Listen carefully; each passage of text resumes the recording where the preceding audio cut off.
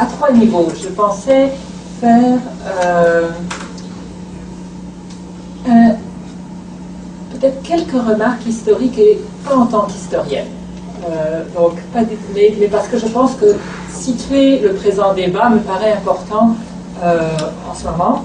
Le deuxième point, c'est plus s'adresser au malaise, parce que je pense que le malaise en lui-même est très important et nous dit quelque chose, et peut-être quelques mots au sujet des conséquences que nous vivons déjà et que nous devrons penser. Alors peut-être le premier point au niveau historique, et là je me sens très mal de citer un philosophe, écoutez une philosophe, mais comme Derrida, après les événements du 11 septembre, disait « la terreur survient avant l'événement ». Et je pense qu'on est dans une situation où c'est très important de repenser ce que les travaux de Jérôme Valluy, donc, qui est sociologue, qui montrent comment, en fait, moi ça m'avait beaucoup interpellé, comment la xénophobie dans l'espace public suit, plutôt qu'elle ne précède, la xénophobie dans les politiques. Donc, dans son analyse, il montre que la xénophobie dans les politiques européennes, américaines, etc., est en augmentation croissante depuis les années 60. Et la xénophobie dans l'espace public, contrairement à ce que je pensais pendant longtemps, la suit plus qu'elle ne la précède. Et donc, on est dans cette inscription d'un mouvement.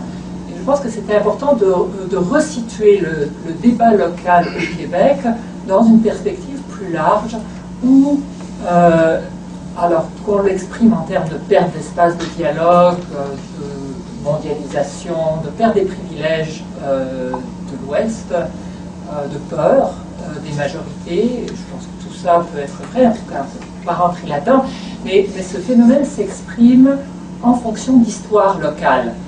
Et à Ottawa, ça s'exprime par des politiques xénophobes au niveau de l'immigration, qui ne sont pas le cas au Québec. Le Québec, rappelons-le, est la seule province à avoir couvert les coupures aux soins de santé des réfugiés que le gouvernement Harper a imposées, que l'Angleterre est en train d'imposer, etc. Donc ce qui est intéressant, c'est de voir que, alors que la Suisse interdit les minarets et tout ça, et on peut chercher ces temps-ci dans tous ces pays, on a ces mêmes mouvements qui prennent toujours une expression locale.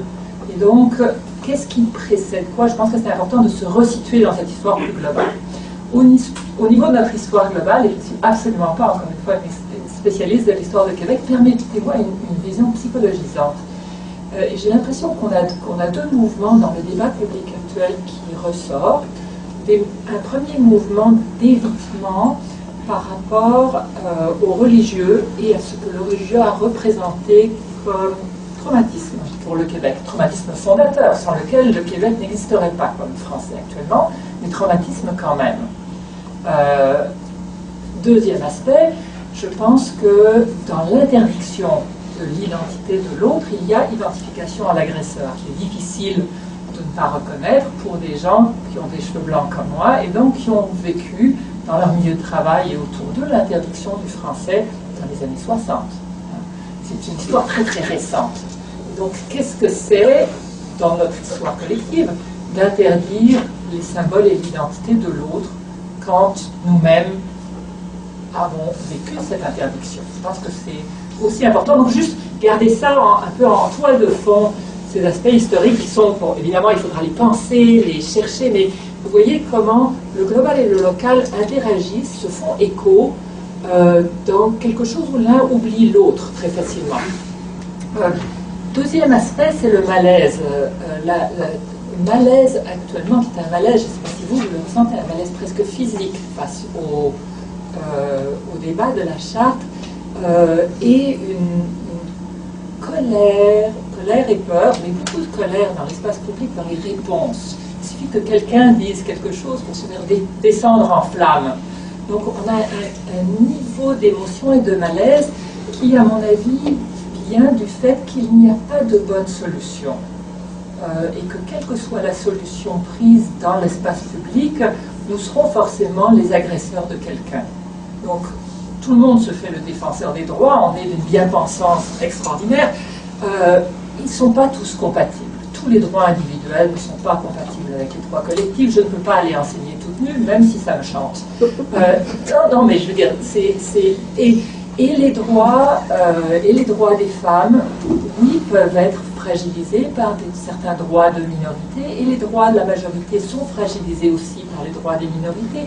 Et on va devoir faire un exercice douloureux où, quelle que soit la situation, la décision prise, ce sera une décision qui fera violence. Et je pense que la volonté d'être... l'Amérique du Nord, c'est quand même extraordinaire, de se construire en victime et surtout de ne pas être l'agresseur, empêche de voir le fait qu'on est forcément un peu les deux et que dans le dialogue, si on veut rétablir le dialogue, il faut assumer le malaise et assumer la violence du vivre ensemble. Peut-être aussi dans le malaise, alors associé à ce malaise et à ce clivage, il y a un refus de la polyvalence. Et en premier lieu, un refus de la polyvalence des signes. Donc les signes dans le discours public actuellement, soit signes identitaires, et donc de fierté, soit signes d'oppression. Or, tous les signes, et en premier lieu les signes religieux, sont, depuis la nuit des temps, simultanément des signes de résistance et d'oppression. Et souvent simultanément dans un même espace. Et le voile la croix en est un bel exemple, le voile en est un bel exemple, même au Québec. Si le voile des religieuses a été signe d'oppression et de patriarcat au Québec, ça a certainement été un des seuls moyens pour les femmes d'échapper au mariage et d'accéder à l'éducation. D'ailleurs, les grandes québécoises étaient voilées, de Jeanne Mance à Marguerite Bourgeois.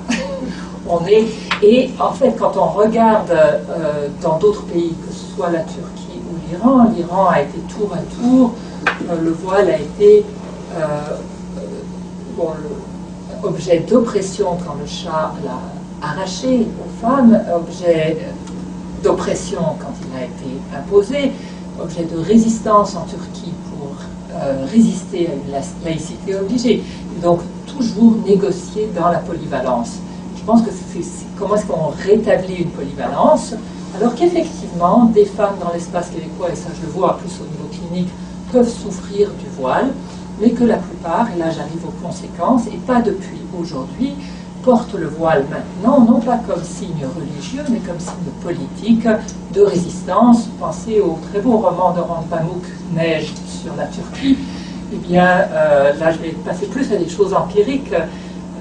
Donc, peut-être deux notes. J'ai fait une très grande étude épidémiologique, 10 ans, donc pas 10 ans, 7 ans après le 11 septembre, parce que j'avais des données d'avant. En 10 ans, au Québec, de 1997 à 2007, la perception du racisme a doublé, et pas juste pour les communautés arabo-musulmanes. On est 100% d'augmentation. Donc, la charte n'est pas un précipitant, c'est une résultante. Et on ne peut pas la lire indépendamment de ce contexte de montée accélérée du racisme dans notre espace social. Si on passe au niveau qualitatif, je travaille à Parc Extension, des données donc auprès des communautés musulmanes de Parc Extension, des familles, des jeunes filles, montrent que nos données montrent que les jeunes filles se voilent maintenant à cause de ce que nous pensons, à cause de ce que la majorité leur revient. Et ce qu'elles disent, c'est: vous pensez que je suis terroriste, eh bien je vais me voiler. Eh bien vous verrez. Donc il s'agit là d'un geste politique et non pas d'un geste religieux, d'un geste d'identité, mais d'identité politique, plus que d'identité religieuse. Alors je pense que c'est important parce qu'on est un peu dans un quiproquo majeur, surtout dans ce grand mouvement de sauvons les femmes, alors qu'en fait il s'agit souvent de leur volonté propre et d'une volonté qui s'oppose et exprime une colère envers une majorité. Et je pense que, donc vous voyez comment, ce qui ne veut pas dire, encore une fois, que simultanément le voile, pour certaines jeunes filles et des familles, des quartiers musulmans, peut être un outil d'oppression. Mais ces jeunes savent très bien ce que pense la majorité. Et si elles n'ont pas recours ou n'utilisent pas les recours qui existent dans notre société, c'est parce qu'ils ne leur conviennent pas, la plupart du temps. Peut-être dernier point sur les conséquences. Les conséquences sont déjà très, très palpables de la charte. Je pense qu'il faut, et là c'est plus un appel à tous ceux d'entre vous qui travaillent dans le domaine, il va falloir utiliser nos voix pour les documenter le plus rapidement possible, parce qu'on est dans un contexte de dommage. Or, le débat n'est pas théorique. Les gestes, le Québec, dans l'ensemble québécois, n'est pas la province où il y avait le plus de gestes de crimes haineux, donc de crimes reliés au racisme. C'est l'Ontario. J'ai de la difficulté à le dire, mais je pense que dans le dernier mois, on a certainement la palme. Donc on a une augmentation, une légitimation. J'ai beaucoup de... On va le documenter de façon très sérieuse, mais dernièrement, c'est extrêmement inquiétant ce qui se passe, avec des peurs réciproques aussi. Donc le dommage dans l'espace public est important, il faut s'y adresser. Il faut s'adresser aussi aux peurs de la majorité et à ce qui est exprimé. Une des peurs principales, c'est la peur de l'influence.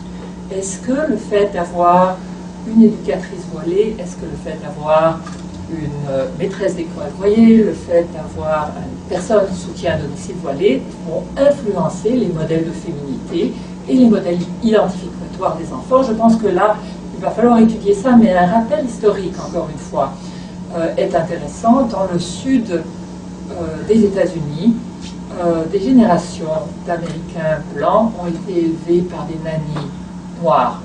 Ils n'ont jamais adopté ni leurs valeurs, ni leurs croyances, parce que chez les enfants, la perception des relations de pouvoir est très présente dès l'âge de 2 ans. Je vous remercie.